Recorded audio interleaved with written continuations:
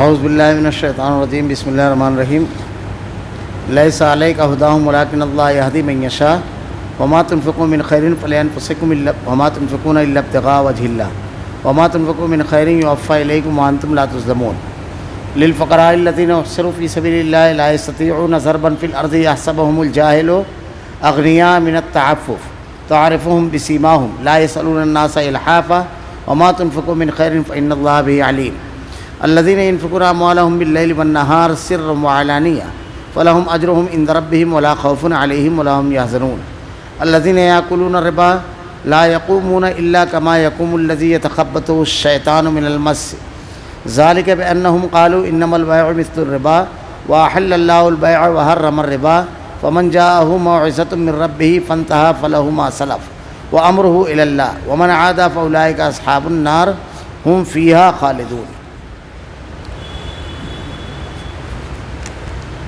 انہیں ہدایت پر لا کھڑا کرنا تیرے ذمے نہیں، بلکہ ہدایت اللہ تعالیٰ دیتا ہے جسے چاہتا ہے، اور تم جو بھلی چیز اللہ کی راہ میں دو گے اس کا فائدہ خود پاؤ گے۔ تمہیں صرف اللہ تعالیٰ کی رضامندی کی طلب کے لیے خرچ کرنا ہے۔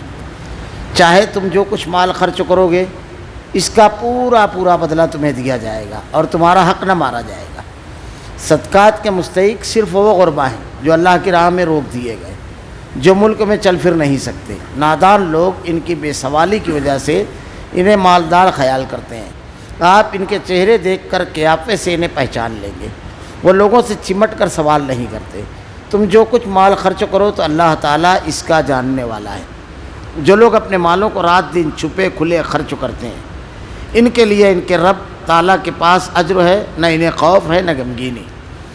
سود خور لوگ نہ کھڑے ہوں گے مگر جس طرح وہ کھڑا ہوتا ہے جسے شیطان چھو کر خبتی کر دے۔ یہ اس لیے کہ یہ کہا کرتے تھے تجارت بھی تو سود ہی کی طرح ہے، حالانکہ اللہ تعالیٰ نے تجارت کو حلال کیا اور سود کو حرام۔ جو شخص اپنے پاس آئے ہوئے اللہ تعالیٰ کی نصیحت سن کر رک گیا اس کے لیے وہ ہے جو گزرا اور اس کا معاملہ اللہ تعالیٰ کی طرف ہے، اور پھر جو دوبارہ حرام کی طرف لوٹا وہ جہنمی ہے، اور ایسے لوگ ہمیشہ ہی اس میں رہیں گے۔ لیس علیک ھداھم ولکن اللہ یہدی من یشاء، انہیں ہدایت پر لا کھڑا کرنا تیرے ذمے نہیں، بلکہ ہدایت اللہ تعالیٰ دیتا ہے جسے چاہتا ہے۔ اللہ تعالیٰ نے ایک ضابطہ بیان فرمایا یہاں پر ہدایت کا، کہ ہدایت اس کو نصیب ہوتی ہے جسے اللہ تعالیٰ ہدایت عطا فرماتا ہے، ورنہ آدمی کا علم کتنا بھی ہو، آدمی کتنے بھی بڑے منصب پر پہنچ جائے، کتنی بھی کتابوں کا مطالعہ کر لے، لیکن اگر اس کا سینہ ہدایت کے لیے نہیں کھلا ہوتا ہے، اللہ کا رحم نہیں ہوتا ہے، تو وہ ہدایت یافتہ نہیں ہوتا ہے۔ اسی لیے ایک دعا اللہ کے نبی صلی اللہ علیہ وسلم روزانہ پڑھتے تھے، اللہم انی اسألک الہدی، اے اللہ مجھ کو ہدایت دے۔ اور یہ ہدایت کا معاملہ پوری زندگی چلتا رہتا ہے۔ ایسا بھی ہوتا ہے کہ ایک آدمی ایمان قبول کر لیتا ہے، اسلام قبول کر لیتا ہے، لیکن اس کا کوئی معاملہ ایسا ہوتا ہے، مالی معاملہ یا خاندانی معاملہ یا اور کسی قسم کا، کہ اس کے سامنے قرآن و حدیث کو پیش کیا جاتا ہے، لیکن اس کو ایسا محسوس ہوتا ہے کہ اس پر عمل کرنے کی وجہ سے مجھ کو بہت بڑا مالی نقصان ہو جائے گا، اس پر عمل کرنے کی بنیاد پر میری عزت کم ہو جائے گی، میری حیثیت کم ہو جائے گی، اس پر عمل کرنے کی بنیاد پر میری سبکی ہوگی، میرے مقام کے مطابق یہ چیز نہیں ہے، تو اس کی بنیاد پر وہ ان آیتوں کے اوپر، ان حدیث پر عمل نہیں کرتا۔ یہ اللہ رب العالمین کے کرم سے محرومی ہوتی ہے، ہدایت سے محروم ہوتا ہے آدمی۔ لیکن جس کے دل میں اللہ تعالیٰ ہدایت ڈال دیتا ہے تو اس کا معاملہ ایسا ہوتا ہے کہ وہ اللہ کے پیغام اور حکم کو جیسے ہی اس کے سامنے پیش کیا جاتا ہے تو اس کی زبان سے نکلتا ہے سمعنا واطعنا، میں نے سنا اور اطاعت کی۔ یہ اللہ تعالیٰ کا انعام ہے، اسی لیے ہمیشہ اللہ سے ہدایت کی دعا طلب کرنا چاہیے، اور اس سلسلے میں گھمنڈ اور استکبار آدمی کے اندر نہیں ہونا چاہیے۔ کوئی عمل بھی آدمی کرتا ہے تو اللہ کی توفیق کی بنیاد پر کرتا ہے، ورنہ ابلیس جو تھا تو وہ تو فرشتوں کے درمیان عبادت کی بنیاد پر شامل ہو گیا تھا، لیکن کیا ہوا، اس نے استکبار جب کیا تو اس کی بنیاد پر ہدایت سے محروم ہو گیا۔ ہدایت سے محرومی کے اسباب کیا ہیں یہ بھی بڑی تفصیل سے بیان کیے گئے، اور ہدایت کے حاصل کرنے کے ذرائع کیا ہیں، یہ بھی تفصیل کے ساتھ بیان کیے گئے۔ انشاءاللہ کسی مقام پر اس کی مفصل گفتگو ہوگی۔ جیسے اللہ تعالیٰ نے کہا ہدی للمتقین، متقیوں کے لیے ہدایت، یعنی تقوی شرط ہے، اللہ نے ارشاد فرمایا۔ دوسری جگہ اللہ تعالیٰ نے ارشاد فرمایا اس کے ساتھ ساتھ ہدایت کے لیے کیا ہے، کوشش شرط ہے۔ اللہ نے ارشاد فرمایا والذین جاہدوا فینا لنہدینہم سبلنا، جو لوگ ہماری راہ میں کوشش کریں گے ہم انہیں ضرور راستہ دکھائیں گے۔ آدمی کوشش کرے گا، اللہ کا یہ سچا وعدہ ہے کہ وہ اس سے راستہ دکھائے گا۔ اب دین کے معاملے میں اگر آدمی کے دل میں تقویٰ نہیں ہے تو سمجھ لیجیے وہ محروم ہے۔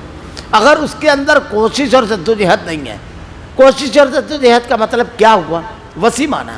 ایک تو یہ کہ اس کے پاس جو وسائل اور ذرائع ہیں، ان وسائل اور ذرائع کو جتنی صلاحیت ہے اتنی صلاحیت کو اس کو استعمال کرے۔ جیسے مثلا دنیا میں کوئی شخص آپ کو ایسا نہیں ملے گا کہ روزی کمانے کے لیے وہ یہ بولتا ہے کہ میرے پاس کوئی تعلیم نہیں ہے۔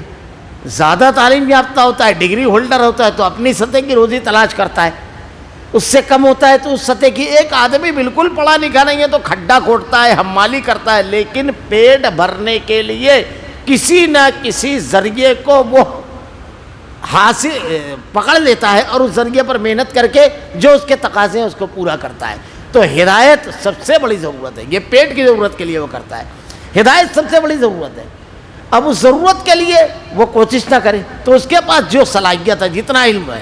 کبھی کبھی کچھ لوگ یہ عذر کرتے ہیں کہ بڑا معاملہ یہ ہے کہ ہم لوگ عربی نہیں جانتے، ہم لوگ قرآن و حدیث نہیں پڑھے ہوئے ہیں۔ یہ تمام چیزیں عذر نہیں بنتی ہے، اس لیے کہ صحابہ کرام دینی علم کے ماہر نہیں تھے۔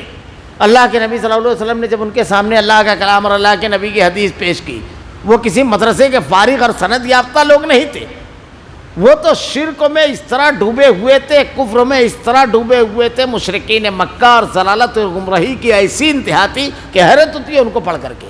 کچھ خوبیاں بھی بڑی زبردست تھی، لیکن اللہ کے پیغام کو سنا اور دل نے اپیل کی، دل نے کہا، اور اس کے بعد اللہ کے نبی سے علم حاصل کیا اور ہدایت یافتہ ہوئے۔ میں نے ایک شخص کو دیکھا وہ پڑھنا لکھنا نہیں جانتا تھا بالکل، لیکن جب اس نے علماء سے رابطہ کیا، قرآن و حدیث کی معلومات لینا شروع کی، انگوٹھا چھاپ آدمی تھا۔ تو مجھ کو وہ خود ایک واقعہ بتاتا ہے، میں حیرت زدہ رہ گیا۔ ہدایت دینے والا اللہ رب العالمین ہے۔ خطبے وغیرہ سن کر کے، تقریر وغیرہ سن کر کے جب ان سے پہلی مرتبہ ملا تو مجھ سے کہنے لگا کہ مجھ کو توحید سمجھا دیجیے تاکہ میں شرکوں سے بچ جاؤں گا، کیونکہ مشرک کے اوپر جنت حرام ہے جب، تو میں کیوں وہ کام کروں، کوئی عمل اس کا قبول نہیں ہوگا۔ دل میں بات لگ گئی، کوئی ڈگری نہیں تھی، کوئی تعلیم نہیں تھی۔ وہ ایک واقعہ بتایا، بڑی حیرت ہو رہی تھی۔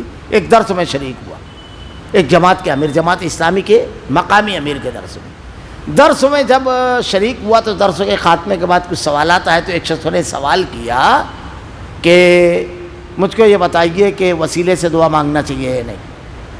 تو حضرت والا نے ارشاد فرما دیا، وہ علاقہ جو تھا مضافات کی بستی تھی اور کچھ کثرت سے بریلوی حضرات تھے، تو انہوں نے لوگوں کو دیکھ کر کے مسئلہ بیان کیا کہ اللہ کے برگزیدہ بندوں کا وسیلہ لگا سکتے۔ یہ بالکل جاہل آدمی ہے۔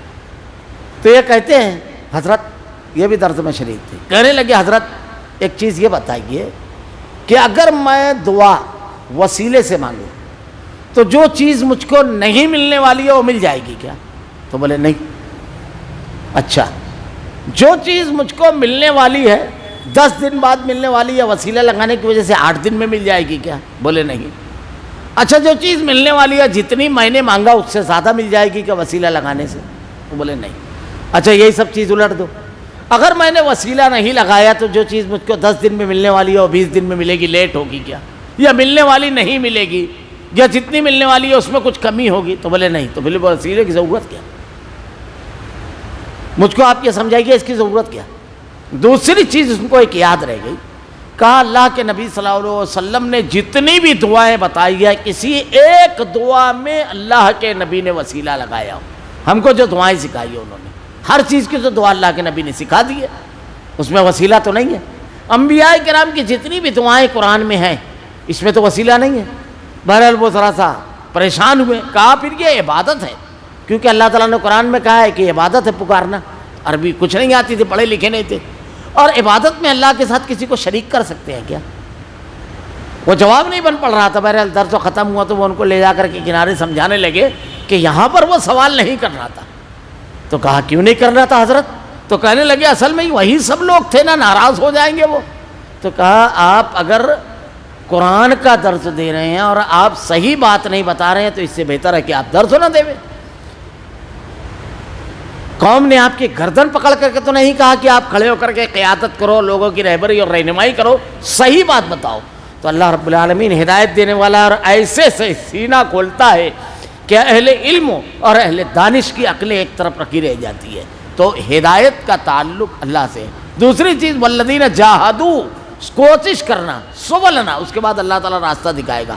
تو یہاں پر سلف نے لکھا ہے جاہدوا، کوشش انسان، اور اللہ کا سچا وعدہ ہے کہ اس کے بعد وہ راستہ دکھائے گا. ایسی بہت ساری چیزیں بیان کی گئی ہے. تو اللہ تعالیٰ نے یہاں پر ایک چیز بیان کی، ہدایت دینا. کوئی آدمی گمراہ دکھے، کوئی آدمی غلط راستے پر چلتا ہوا دکھے، کسی کے کردار میں کوئی خامی ہو تو اس کو ہدایت دینا ہمارا کام نہیں ہے. اس تک کہ اللہ کا دین پہنچانا ہمارا کام ہے. اس کی اصلاح ہو، یہ اس کا عمل بدل جائے، یہ اللہ تعالیٰ کی طرف سے تیرے ذمہ نہیں ہے، بلکہ ہدایت اللہ ہے دیتا ہے جسے چاہتا ہے، ہماری خواہش پر نہیں ہے. انبیاء کرام کی بڑی خواہش تھی. حضرت ابراہیم علیہ السلام اپنے والد سے کہتے ہیں وَإِذْ قَالَ إِبْرَاهِيمُ لِأَبِيهِ آزَرَ تَتَّخِذُ أَصْنَامًا آلِهَةً إِنِّي أَرَاكَ وَقَوْمَكَ فِي ضَلَالٍ مُبِينٍ. اپنے باپ سے کہہ رہے ہیں کہ تجھے اور تیری پوری قوم کو میں بالکل گمراہ دیکھ رہا ہوں. انی بری مما تشرکون، میں تمہارے شرکوں سے بری ہوں. حضرت لوط اپنی بیوی، حضرت نوح علیہ السلام اپنے بیٹے، اللہ کے نبی کی شدید خواہش اور چاہت تھی کہ آپ کے چچا مسلمان ہو جائے. آخر وقت تک سمجھا رہے، بلکہ وہ تو چاہتے تھے. عزیز علیہ ما عنتم حریص علیکم بالمؤمنین رؤوف الرحیم، انتہائی حریص تھے خیر کا. اللہ کے نبی صلی اللہ علیہ وسلم کو اللہ تعالیٰ کہتا ہے کیا تم اپنے آپ کو ہلاکت میں ہلاک کر لو گے؟ اللہ کے نبی کہتے ہیں میں تمہاری کمر پکڑ پکڑ کر کے تم کو کھینچ رہا ہوں اور تم ہو کہ آگ میں گرے جا رہے ہو. اللہ کے نبی کو بڑی تکلیف ہوتی تھی. ضلالت پر اگر کوئی ہے تو بڑی تکلیف پہنچتی تھی. بڑے حریص تھے آپ. لیکن اللہ جسے چاہتا ہے اسے ہدایت دیتا ہے. اللہ کے نبی صلی اللہ علیہ وسلم دعا مانگتے ہیں اللہ سے، اے اللہ عمر ابن خطاب اور ابو جہل ابن ہشام میں جو تجھے محبوب ہے، جسے تو چاہتا ہے، اللہ اسے ہدایت دے رب العالمین. اور اس کے ذریعے اس دین کو قوت. اللہ تعالیٰ نے حضرت عمر ابن خطاب رضی اللہ تعالیٰ عنہ کو ہدایت دی. تو اللہ تعالیٰ جسے چاہتا ہے. ہمارے یہاں عجیب عجیب واقعات بنا لیتے ہیں لوگ، عجیب عجیب واقعات سننے میں آتے ہیں. ایک واقعہ بیان کیا کہ حضرت ولی، بڑا عجیب معاملہ، ولی تھے، کسی پر بھی نظر پڑ جاتی بس وہ. کہیں واقعہ بیان کرتے ہیں. میں ایک جگہ گیا ایک پروگرام میں، وہاں ایک ساتھ تقریر کرنے کے لیے کھڑے ہوئے، 20 ٹیبل یا 20 22 25 ٹیبل سوالات جوابات غلط سلط. کہا یہودیوں نے کہا کہ ہمارے جوابات یہ دے دے گا تو ہم اس کو ایمان لے آئیں گے. اب انہوں نے پہلا سوال کیا وہ ایک کون ہے جس کا دوسرا کوئی نہیں؟ تو بولے اللہ. کتنی غلط بات ہے. مولانا روم کا غالباً واقعہ بیان کرتے ہیں. یہودی کہتے ہیں وقالت الیہود عزیر ابن اللہ، حضرت عزیر اللہ کے بیٹے ہیں، دوسرا مانتے ہیں وہ. یہودی یہ بول ہی نہیں سکتا وہ دوسرا کون ہے جس کا تیسرا اللہ. پھر اس کے بعد وہ حضرت، میں 2-3 چیزیں بتا دیتا ہوں. وہ 4 کیا ہے جس کا 5واں کوئی نہیں؟ تو بولے وہ 4 آسمانی کتابیں ہیں جس کی 5واں کوئی نہیں. غلط جواب، غلط جواب. اللہ تعالیٰ قرآن میں کہتا ہے صحف ابراہیم و موسیٰ، 4 مشہور آسمانی کتابیں ہیں، صرف 4 آسمانی کتابیں نہیں ہیں. جو کہتا ہے نا 4 آسمانی، 4 مشہور، ورنہ اللہ تعالیٰ نے کہا صحف ابراہیم و موسیٰ. حضرت ابراہیم علیہ السلام، حضرت موسیٰ پر اللہ نے صحیفے نازل فرمائے. یہ ایسا نہیں ہے. بعد میں جب میں نے ان سے کہا کہ آپ لائے کہاں سے یہ الٹا سیدھا پورا، تو بولے میں نے ایک جگہ پڑھا تھا. میں نے کہا پڑھا؟ لکھا تو لوگوں نے بہت کچھ کا کچھ ہے، تو آپ دینی مجلس میں کچھ بھی بیان کر دیں گے. میں نے وقت مانگا اس کے بعد کہنے کے لیے، لیکن مجھ کو وقت نہیں دیا گیا تو میں نے ان کو پکڑا. ایک صاحب بیان کر رہے تھے تقریر، ایک آدمی کی سنی تو کہا کہ بھائی ایک پیر صاحب تھے، انہوں نے ایک طرف سلام پھیرا تو سب حافظ ہو گئے، ایک طرف سلام پھیرا تو سب ناظرہ پڑھنے والے ہو گئے. اللہ کے نبی کے پاس صحابہ آ رہے ہیں، بیٹھ کر اللہ کے نبی دعا یاد کرانے ہیں، صحیح مسلم کی روایت ہے، اور دوسرے دن بلا کر سن رہے ہیں. تو اللہ کے نبی جب سن رہے ہیں تو صحابی نے رسولوں کا لفظ کر دیا نبیوں کا کی جگہ. اللہ کے نبی نے کہا میں نے کیسی یاد کرایا تھا, کہا ایسے, کہا اسی طریقے سے پڑھو. اللہ کے نبی کا معاملہ ایسا نہیں ہے ادھر سلام پھیرے تو سب حافظ, ادھر سلام پھیرے تو سب ناظرہ والے. اور عجیب بات ہے یعنی اس دن مسجد میں الٹی طرف سب ایسے تھے جن کو ناظرہ نہیں آتا تھا. عجیب بات ہے, یعنی یہ بھی ایک عجیب و غریب ہے. کہا ایک پیر صاحب تھے, ان کی مجلس میں کتا آیا.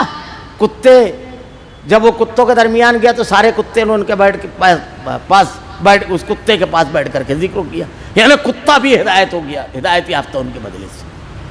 عجیب و غریب معاملہ. اور اس کے بعد دوسرے دن وہ ایک موری میں مرا پڑا ہوا ملا. یہ جو واقعہ بتا رہا تھا, یہ واقعہ بتاتے ہیں مناظرہ ختم ہوا, اتنے لاکھ یہودی تھے سب مسلمان ہو گئے. یہ سب ٹیبل جو واقعات بیان کیے جاتے ہیں, معین الدین چشتی کے بارے میں عجیب و غریب چیزیں بیان کی جاتی ہے. 90 لاکھ مسلمان ہو گئے ایک سفر میں. ہندوستان کی آبادی کیا تھی اس وقت؟ تو اللہ کبھی توفیق دے تو تاریخ پڑھیے, تاریخ پڑھیے کبھی توفیق دے تو. یہ تنقید اور یہ سب نہیں ہے. یہ کہ ہندوستان میں اسلام اسی وقت تو آیا. صحابہ کرام ہندوستان میں آئے, 25-24 صحابہ کے آنے کا ثبوت ملتا ہے حضرت علی رضی اللہ تعالیٰ عنہ کے دور تک کے. تاریخ میں باقاعدہ اس کا ثبوت موجود ہے. اللہ کے نبی کے دور میں صحابہ آتے تھے. 1200 سال مسلمانوں میں اس ملک میں حکومت کی ہے. محمد بن قاسم نے جب ان کو گرفتاری کا آرڈر جاری کیا سلیمان بن عبد الملک نے, تو انہوں نے اپنی فوج کو قنوج روانہ کرنے کا حکم دے دیا تھا. قنوج کہاں ہے کسی سے بھی پوچھ لیجیے, مشرقی مغربی یوپی ہے, مشرقی مغربی یوپی ہے, قنوج یوپی میں. وہاں روانہ کرنے کا حکم دے دیا تھا. محمد بن قاسم کا تو دور ہے تو وہ صحابہ کرام اس دور میں تھے. حجاج بن یوسف کے بھتیجے بھی تھے اور داماد بھی تھے. آپ تو تاریخ پڑھیے, ذرا سا تاریخ سے تعلق قائم کیجیے. عجیب قسم کے واقعات. بلکہ ہمارا ایک سفر ہوا اجمیر کا, وہاں سے کچھ دور پر ایک گاؤں ہے شارواڑ, جس کو ہمارے یہاں شلوار شریف بھی کہتے ہیں. وہاں جب ہم لوگوں کا جانا ہوا تو پتہ چلا کہ شہزادوں کی قبریں ہیں. تو وہاں 3 بزرگوں تھے, ان سے جا کر کے میں نے باقاعدہ گفتگو کی اور ان سے پوچھا کہ بھائی ہم نے تو تاریخ میں پڑھا ہے کہ ان کی اولاد ہی نہیں تھی, یہ اولاد کہاں سے آ گئی؟ تو وہ بھی تھوڑی دیر کے بعد اظہار کرنے لگے کہ ہمارے سامنے ہوا ایسا. خیر جانے دیجیے, بات ذرا طویل. ہدایت دینا اللہ کے ہاتھ میں ہے, کسی کے ہاتھ میں نہیں ہے. جسے چاہتا ہے, جو بھلی چیز اللہ کی راہ میں دو گے اس کا خود فائدہ ہوگا. یہاں پر ایک خاص چیز جو بیان کی جا رہی ہے ایک ضابطے کے ساتھ. جب آدمی کسی کے ساتھ نیکی کرتا ہے تو ایک چیز, ایک خیال جو انسان کے دماغ میں آ سکتا ہے کہ آدمی نماز کی پابندی نہیں کرتا ہے, شرک کر رہا ہے, کفر کر رہا ہے, برائی میں ڈوبا ہوا ہے. میں نے پچھلے ہفتہ بتایا تھا اس آیت کے بارے میں. یہ آیت جو نازل ہوئی تو صحابہ کرام کے جو رشتہ دار مشرک تھے, اور آج کے دور میں بھی اگر کوئی ایمان قبول کرتا ہے اور اس کے رشتہ دار اگر مشرک ہیں, کافر ہیں اور قریب ہیں. ہمارے ہی ایک دوست تھے, ان کا بھائی میرے سامنے آیا, وہ پسو پیش میں تھے, میرے ذہن میں یہی آیت آئی, میں نے یہ آیت بیان کر دی کہ مولانا میں اس کو پیسہ دوں گا, اب یہ کھائے گا پیے گا, صبح اٹھ کر کے پوجا کرے گا. تو اللہ نے یہی جواب دیا ہے, اس کو ہدایت دینا نہ دینا آپ کا کام نہیں ہے. اگر وہ بھوکا ہے, ضرورت مند ہے, تو صدقات, عام صدقات غیر مسلم کو بھی دیے جا سکتے ہیں, زکوٰۃ نہیں, عام صدقات. اگر وہ بھوکا ہے تو اس کو کھانا کھلا دو. کبھی کبھی ایسا بھی ہوتا ہے کہ ایک آدمی ہے جس کے بارے میں ہم کو معلوم ہے یہ شرابی ہے, تو کیسا ہوتا ہے کہ اس کو اگر پیسہ دیں تو شراب پی جائے گا. تو ایسی صورت میں یہ کام کیا جائے کہ اگر اس کے بیوی بچے بھوکے ہیں تو ان تک کے خوراک پہنچائی جائے, مگر اس کے شرابی ہونے کے جرم کی سزا ان کے بھوک اور افلاس کی شکلوں میں, بھوکا نہ سوئیں یہ نہ ان کو نہ دی جائے. اگر وہ خود بھی بھوکا ہے, ضرورت مند ہے, اگر واقعی بھوکا ہے تو ہم اس کو پیٹ بھریں اور اس کو سمجھائیں, اس کو ہدایت کی طرف, ہدایت کی دعوت دیں. ہمارا کام کسی کو ہدایت دینا نہیں ہے, ہمارا کام ضرورت مند کی ضرورت اگر ہماری استطاعت ہے تو اس کو پورا کر دینا ہے. یہ ضابطے اللہ تعالیٰ نے سب بیان کیے ہیں. نیکی میں یہ سب رکاوٹیں ہیں, شیطان بھی ڈالتا ہے دل میں, اس کو دے میں ہٹا کٹا آدمی دکھائی دے رہا ہے, ہٹا کٹا بھی ہے تو کیا کریں. ہم نہیں جانتے کیا مجبوری ہے اس کی, کس چیز نے اس کو نکالا, ہم نہیں جانتے. اگر واقعی ضرورت مند ہے تو تم بھلی چیز اللہ کی راہ میں دو گے, اس کا خود فائدہ پاؤ گے. یعنی ہم اللہ کے راستے میں دے رہے ہیں, صدقہ کیوں دے رہے ہیں, کیوں دے رہے ہیں بھائی؟ کوئی فائدہ کچھ اللہ نے حکم دیا ہے, تو اللہ کے راستے میں اپنا مال خرچ کرنے کا، تو ہم اللہ کے راستے میں دے رہے ہیں، اللہ تعالیٰ کہہ رہا ہے تم اس کا فائدہ پاؤ گے، یعنی یہ ضائع نہیں ہوگی۔ کبھی کبھی ایسا ہوتا ہے ہم مال ایک آدمی دیتا ہے تو سوچتا ہے کہاں دے دیا، ضائع نہیں ہوگا بالیقین، اللہ تعالیٰ کہتا ہے تمہارے صدقات ضائع نہیں ہوں گے بالیقین۔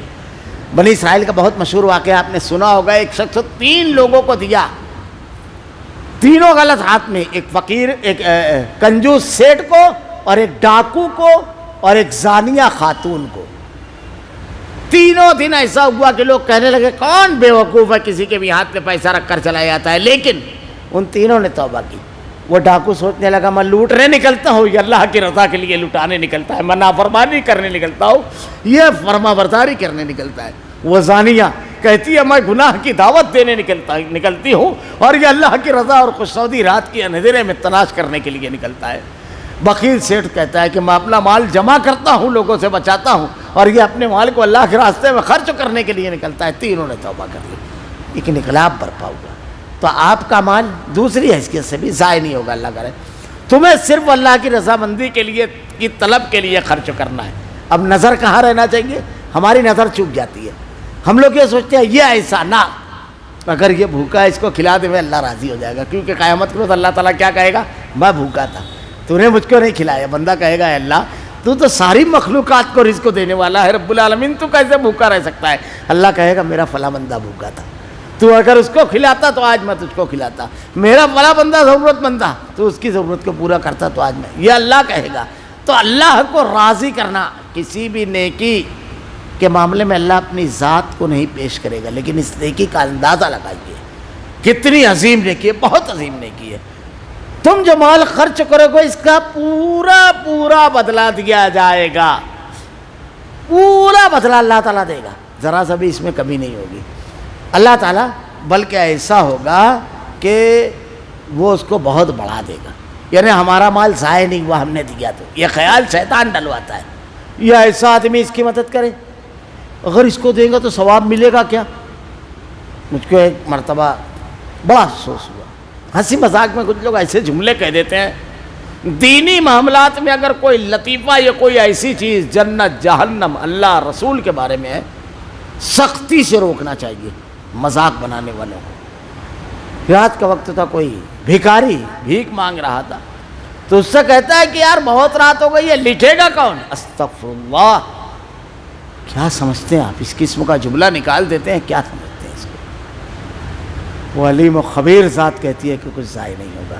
ہمارے یہاں ہنسی مذاق میں لوگ کہہ دیتے ہیں، میں نے جب ان کو سختی کے ساتھ ڈانٹا تو بولے حافظ صاحب لوگ عام کہتے ہیں مولا استغفر اللہ، سختی کے ساتھ روکو لوگوں۔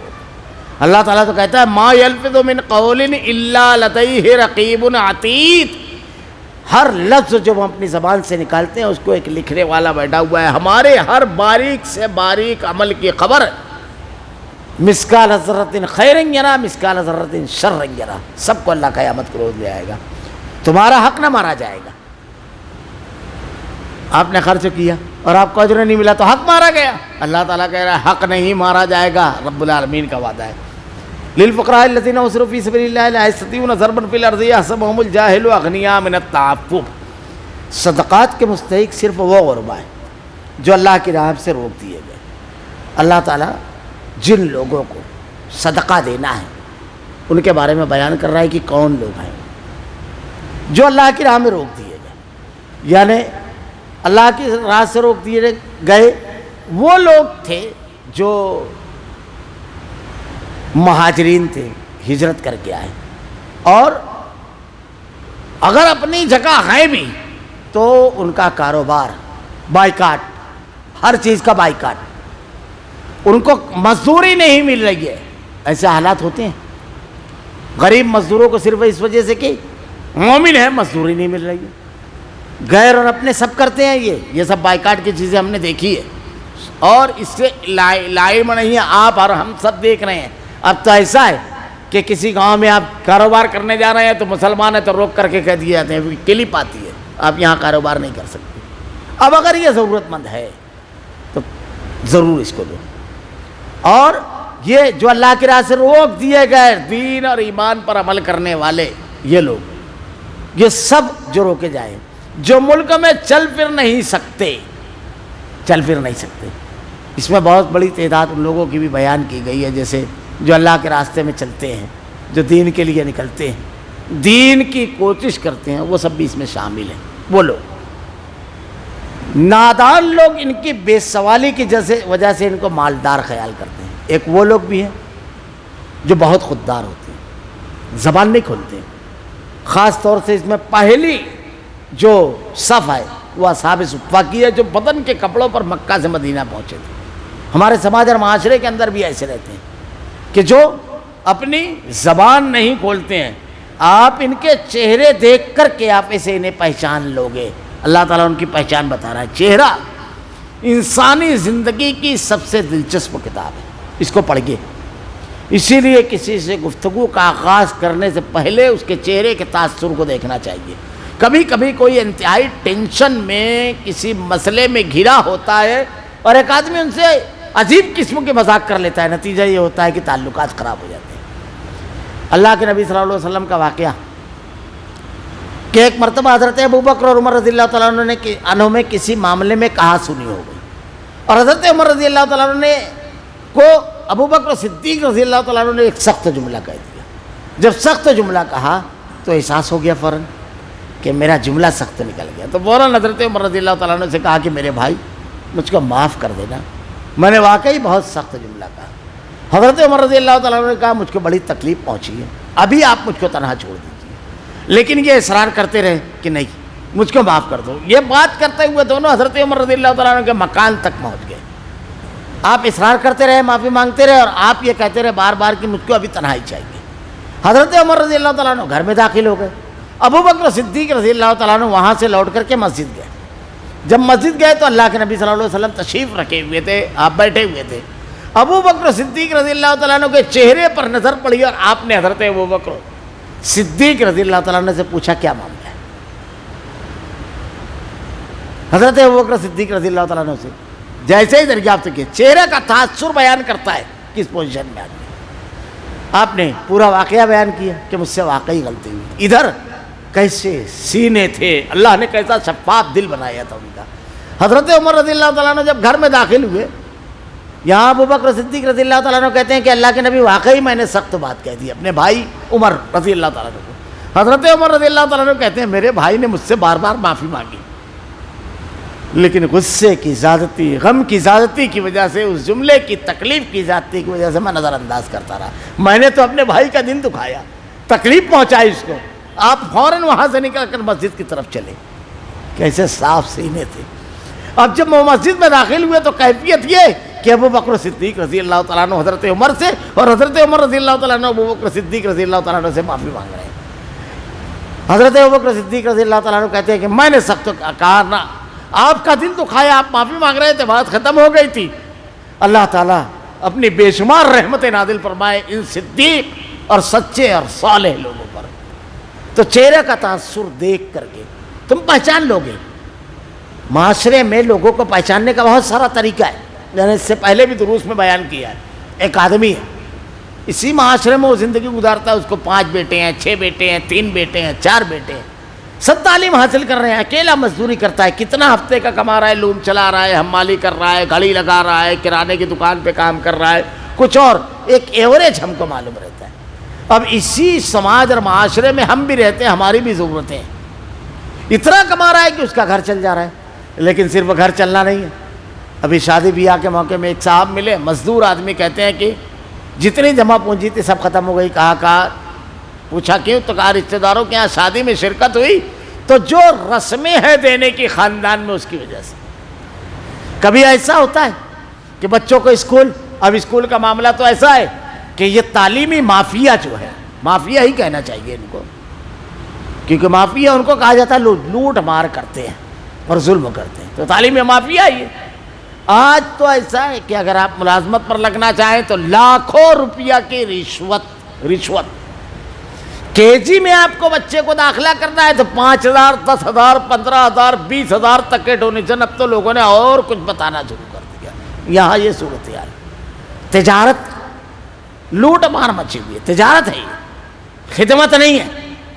خدمت کرنے والے خادم جو ہوتے ہیں وہ لگاتے ہیں سرمایہ، یہ تو کاروبار اور تجارت کرتے ہیں، اور ان کو اس سے کوئی غرض نہیں ہوتی ہے کہ کتنا مجبور آدمی آیا ہے۔ ہمارے یہاں کہتے ہیں تعلیم عام کیجئے، تعلیم عام کیجئے۔ یہ تعلیم عام ہوگی کہ ایک مزدور اور کم سرمایہ رکھنے والا شخص اپنے بچے کو اعلیٰ تعلیم نہیں دلا سکتا؟ مسلم اداروں میں، ان اداروں کی بات نہیں کر رہا ہوں میں جو ادارے غیروں کے، حکومتوں کے اختیار میں، جو ادارے ہمارے اپنے ہیں مسلم، کے جی جس کو گورنمنٹ کی طرف سے اپروول ہی نہیں ہے، کوئی ہے ہی نہیں، وہ فروبیل نامی ایک جرمنی کے شخصوں نے اس کا آغاز کیا تھا، اور کے جی کا مقصد ہی الگ تھا کہ ان کے ہاں میاں بیوی دونوں نوکری کرتے، تو چلو بھائی اسی طریقے سے ایک گارڈن نما بنا لیا جائے، اس میں 3 پہتری بنا لی جائے، 1 2 3، بچہ کھیلتا بھی رہے، تعلیم بھی حاصل کرتا رہے۔ تو وہ ایک چیز تھی۔ ہمارے یہاں ایک چھوٹی سی کلاس میں 70 بچوں کو ٹھوس دیا جاتا ہے، سانس نہیں لے سکتے، اور اس کے بغیر پہلی میں داخلہ نہیں ہے، اول میں۔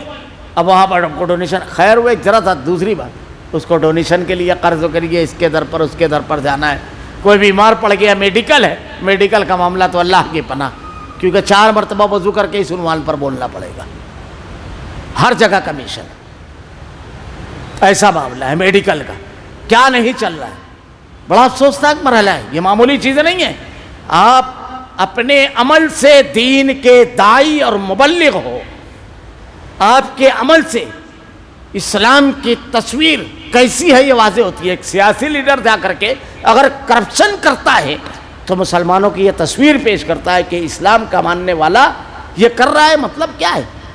ہمارے گاؤں کے اندر جب ایک نئی تحریک اٹھی کہ کرپشن سے پاک کیا جائے، تو اس وقت لیڈران بیان کرتے ہیں کہ اس وقت تو کرمچاری کہتے تھے کہ اب بڑا مشکل دور آئے گا، کیونکہ اب کچھ لین دین والا معاملہ نہیں چل سکے گا، ایک خوف تھا۔ لیکن بعد میں معلوم پڑا کہ یہاں تو اور زیادہ کھچڑی تک کے معاملہ چلا گیا، کمیشن کا اور زیادہ بگڑ گیا۔ تو تصویر کیا بنی؟ یہ سیاسی لیڈران، یہ ڈاکٹرز، یہ ٹیچرز، یہ تعلیمی ادارے، یہ سب سمبول اور علامت تھے کہ اسلام کے ماننے والوں کے ادارے یہ ہوتے ہیں جہاں نہ رشوت ہوتی ہے، نہ استحصال ہوتا ہے، نہ کرپشن ہوتا ہے، کیونکہ مومن جو ہوتا ہے وہ حق حلال کھانے والا ہوتا ہے، بہت اہم چیز ہوتی ہے۔ ایمان والا جو ہوتا ہے اس کو نہیں چلتا ہے، اس کا معاملہ کمائی کے سلسلے میں کیسا ہوتا ہے۔ حضرت خالد بن ولید رضی اللہ تعالیٰ عنہ، مشہور واقعہ ہے، اپنے غلام سے کہا جاؤ گھوڑا لے کر کے آؤ، جب وہ گھوڑا لے کر کہا مگر قیمت میں دوں گا، میرے سامنے لے کر آنا، لے کر آئے 400 درہم کا گھوڑا، کہا اتنا شاندار گھوڑا 400 درہم میں کیسے بیچ دی، اس کی قیمت تو 500۔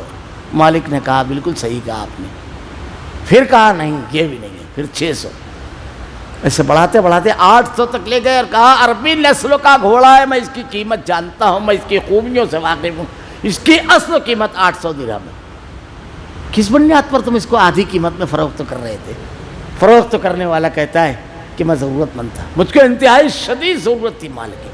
آپ نے جو تاریخی جملہ کہا، آپ ارشاد فرماتے ہیں ہم بازار سے، مارکیٹ سے سامان خریدتے ہیں، اشیاء، لوگوں کی ضرورت اور مجبوریاں نہیں خریدتے ہیں۔ آج ہمارے یہاں کیا ہے، آ گیا اب وہ مجبور ہے، اپنے بچے کو تعلیم دلانا ہے، اس کو کچھ نہ کچھ تو دلانا ہے، تعلیمی مسائل ڈونیشن سے نکلا تو پھر ہر سال جو اس کی کتابیں بیانے، پھر اس کے بعد جو یونیفارم ہے، پھر اس کے بعد تہوار وغیرہ آتے ہیں، تو ہم یہ دیکھ لیں میں اتنی آمدنی میں یہ سب چیز ہینڈل کر پائے گا، پھر پاول بل ہے، لائٹ بل ہے، کرپٹی، یہ تمام چیزیں ہیں، تو آسانی سے ہم پہچان سکیں گے کہ ضرورت مند کون ہے۔ ہمارے یہاں یہ معیار کے لنگڑا لولا نہ، انتہائی صحت مند بھی ضرورت مند ہو سکتا ہے، انتہائی صحت مند شخص بھی تو، اور اللہ کی جنت بڑا قیمتی سامان ہے۔ ہم دنیا کے اندر رفع حاصل کرنے کے لیے سفر کرتے ہیں، راتوں کو جاگتے ہیں، تعلقات مینٹین کرنے کے لیے، اللہ کی جنت کو حاصل کرنے کے لیے بھی سماج اور معاشرے کے ضرورت مند کو ڈھونڈیں، اور ہمارے اپنے قریبی رشتہ داروں میں یہ چہرے نظر آ جائیں گے، یہ سب دکھ جائیں گے۔ موسم کی تبدیلی ہے، سردیوں میں سوٹر لگتا ہے، گرمیوں میں الگ چیزیں ہیں، سب الگ الگ مسائل ہوتے ہیں، تو جوجھ رہا ہو تو اللہ تعالیٰ نے کہا آپ ان کے چہرے دیکھ کر قیافے سے انہیں پہچان لگے۔ وہ لوگوں سے چمٹ کر سوال نہیں کرتے، سوال چمٹ کر کے نہیں کرتے ہیں، لوگوں سے لپٹ کر کے، جیسے فقیر لوگ کرتے ہیں، چمٹ کر سوال کرتے ہیں۔ یہ اللہ کے نبی نے ارشاد فرمایا کہ اگر کسی آدمی کے پاس ضرورت کے مطابق چیزیں موجود ہیں لیکن اس کے باوجود وہ لوگوں سے چمٹ کر کے سوال کرتا ہے، تو بخاری مسلم کی روایت میں موجود ہے کہ قیامت کے روز اس کے چہرے پر گوشت نہیں ہوگا، چہرے پر گوشت نہیں ہوگا۔ تو بلا وجہ سوال نہیں کرنا چاہیے لوگوں سے۔ جو کچھ مال تم خرچ کرو گے اللہ تعالیٰ اس کا جاننے والا ہے۔ اب ڈھونڈو گے تو چپکے سے دینا رہے گا، کیونکہ خوددار آدمی رہے گا۔ آپ اپنی نیکیوں کی حفاظت کیجیے، تلاش کیجیے، آپ دے دیجیے چپکے سے۔ اس کی غیرت و خودداری جب اس کو بولنے نہیں دے رہی ہے تو آپ بھی اس کی غیرت و خودداری کو ملحوظ رکھتے ہوئے اسی کے مطابق چھپ چھپا کر دیجیے۔ دیکھیے اس نیکی کی لذت اور سرور، کیونکہ خالص اللہ کی رضا کے لیے آپ نے کیا ہے۔ اخلاص نیکیوں کے جذبے کو بڑھا دیتا ہے۔ جو لوگ اپنے مالوں کو رات دن چھپے کھلے خرچ کرتے ہیں، ان کے لیے ان کے رب کے پاس اجر ہے، بہت اجر ہے۔ اللہ کے نبی نے ارشاد فرمایا کہ جو مال ہم اللہ کے راستے میں خرچ کرتے ہیں تو اللہ تعالیٰ اس مال کو، جیسے ہم جانور پالتے ہیں ویسے مال کو پالتا ہے، اللہ تعالیٰ اس کو بڑھاتا ہے، پال پوش کر کے بہت بڑھاتا ہے۔ ان کے لیے نہ خوف ہے اور نہ غمگینی۔ دنیا کے اندر بھی جب دیتا ہے آدمی تو اگر ایمان والا ہے تو اس کو یقین ہے کہ اللہ کے راستے میں دوں گا مصیبت ٹلے گی، بیماریوں سے راحت ہوگی، مال بڑھے گا، کائے کا خوف، جانے کا خوف نہیں ہوتا ہے۔ اللہ راضی رہے گا سب سے اہم چیز، اور اللہ راضی ہے تو راستے خود بخود کامیابی کو کھل جائیں گے۔ اور غم اتنا دے دیا، پریشر نہیں آتا ہے۔ جیسے ابھی لاکھوں روپیہ آدمی شادی میں خرچ کر دے ہوئے لیکن کسی رشتہ دار کو دیتا ہے تو پھر وہ یہ سب نہیں آتا ہے اس کو۔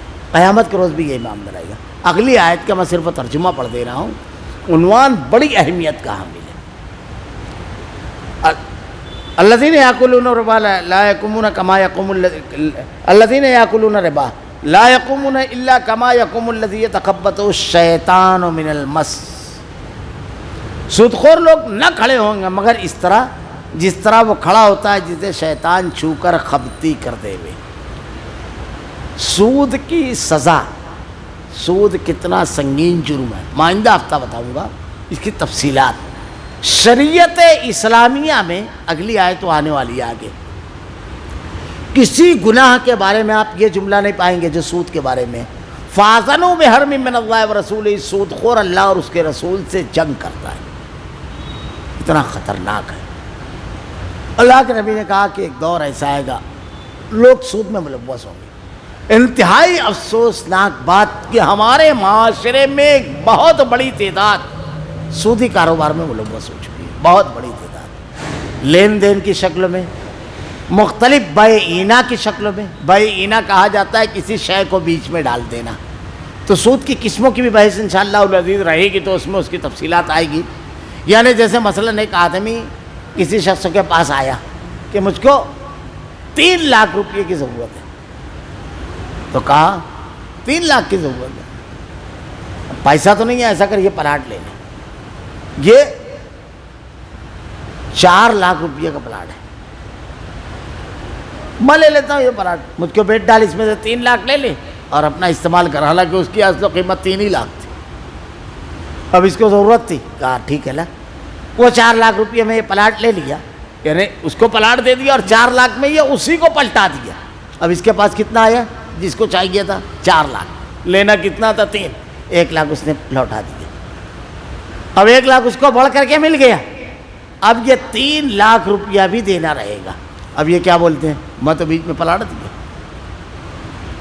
بے اینا اسی شے کو بیچ میں ڈال دینا۔ جیسے ایک آدمی کو اگر آپ پیسہ دے رہے ہیں کہ آپ 1 لاکھ دیے تو 1,10,000 لوٹائے گا، وہ یہ ایک شکل ہوئی۔ ایک شکل یہ کہ آپ اس کو 1 لاکھ روپیہ دے رہے ہو تو بیچ میں ایک سامان آپ نے صرف ڈال دیا اور وہ سامان کی قیمت آپ نے 1,10,000 کر دی اور 10,000 اس پر بڑھا لیا، اور وہ سامان رہتا ہوتا نہیں ہے، نہ اس کو ضرورت ہے نہ وہ لینے والا ہے، لیکن بیچ میں آپ نے ڈال دیا اور یہ بولتے ہیں کہ آپ تجارت کی۔ یہ بھی صراحتاً حرام ہے، اس کی تفصیل انشاءاللہ ہمارے معاشرے میں یہ سب چیزیں چل رہی ہیں کہ یہ میرے سے بیچ دے یہ پلاٹ۔ تو اس کا پہلی سزا اللہ نے جو بیان فرمائی ہے، سود خور قیامت کے روز کھڑے نہیں ہوں گے مگر اس حالت میں کہ جیسے شیطان نے چھو کے ان کو خبطی کر دیا، مخبوط الحواس، پاگل کی طرح ہو جائے گا، ایک دم ایسے کھڑا ہوگا۔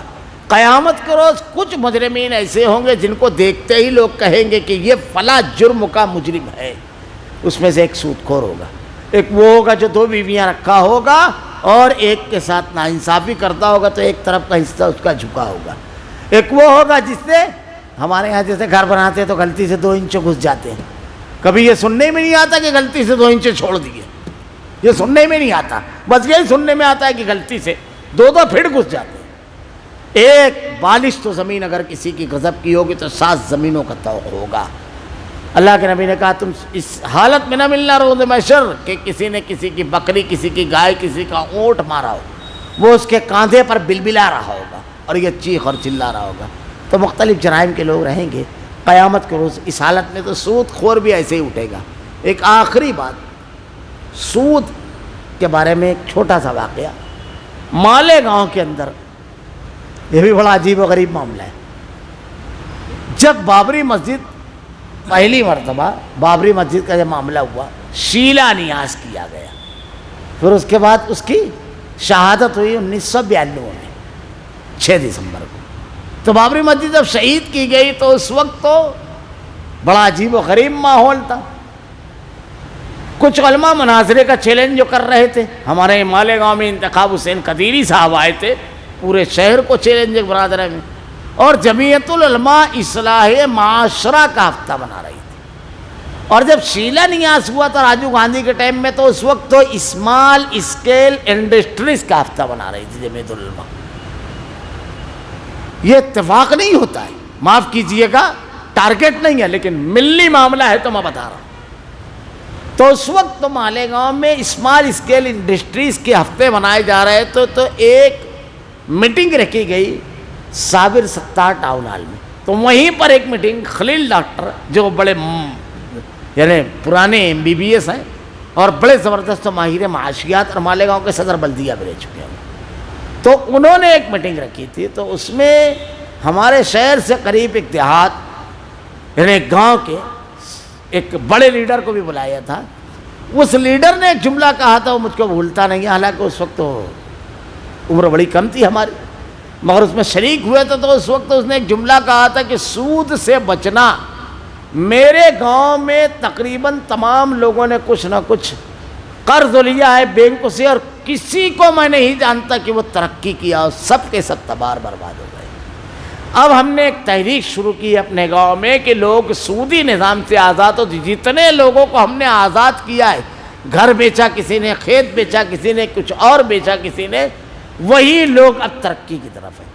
اس کی تفصیلات انشاءاللہ میں آئندہ ہفتہ بناؤں گا.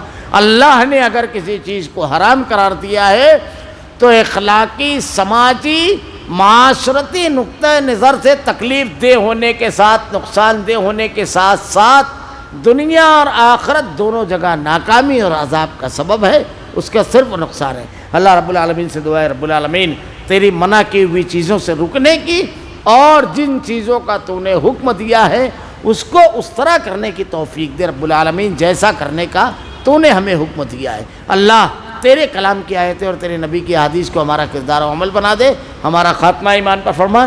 ربنا لا تزغ قلوبنا بعد إذ هديتنا وهب لنا من لدنك رحمة إنك أنت الوهاب. سبحانك اللهم وبحمدك أشهد أن لا إله إلا أنت أستغفرك وأتوب إليك.